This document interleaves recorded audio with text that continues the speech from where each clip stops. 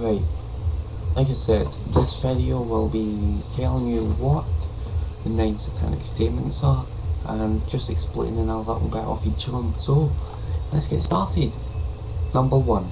Satan represents indulgence instead of abstinence.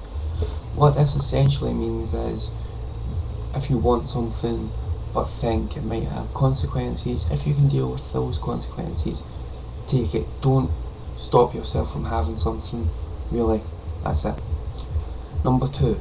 Satan represents vital existence instead of spiritual pipe dreams.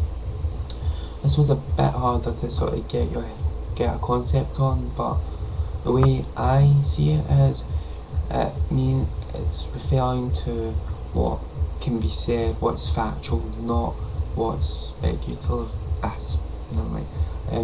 It's factual, not what really could be speculated on. It's like definite fact over possibilities. Right. Number 3. Satan represents undefiled wisdom instead of hypocritical self-deceit.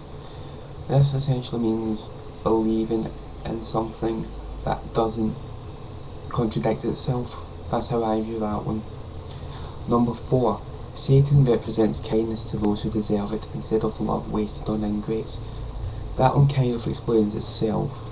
If someone does not deserve to be treated kindly, you don't treat them kindly. That's it. Number 5. Satan represents vengeance instead of turning the other cheek. Again, this one is fairly obvious. Essentially, it's talking about if someone wrongs you, you get your revenge. Although I will go into how I feel about that particular statement later. 6. Satan represents responsibility to the responsible instead of concern for psychic vampires. Right, to understand this, we've got to look into what a psychic vampire is. The term is used to describe someone that will try and use you. As in, an example would be someone gives you something you've never asked for. They might just be over generous, but the chances are they're doing this. They will then set you up to ask a favour of you later. When you owe them nothing, they will make you feel obliged to help them. Psychic vampires just try and make you feel like you owe them something when you don't. So the statement's essentially meaning those that can handle responsibility get it, and we don't worry about people that just try and use us. Right, on to number 7. Satan represents man as just another animal, sometimes better, more often worse than those that walk on all fours, who because of his divine, spiritual, intellectual development has become the most vicious animal of all. This one again is quite obvious, just saying that man really is an animal.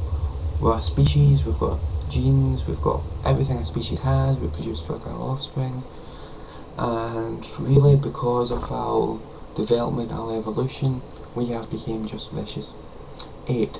Satan represents all of the so-called sins, as they all lead to physical, mental or emotional gratification.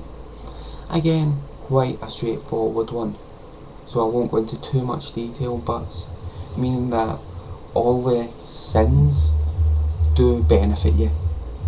Number 9. This is more of a joke really, I view it as, but it says, Satan has been the best friend the church has ever had, as he has kept it in business all these years, which points out the fact that the Christian church has used Satan as a method of fear control, because all the sins are punishment in hell, which is basically try to scare you into not doing what they think is bad. That's right. If I've confused anything with any of you, just let me know in the comments down there, and I'll get back to it. And thanks for watching. I know it's been quite long, and if you watched it to the end, thank you very much.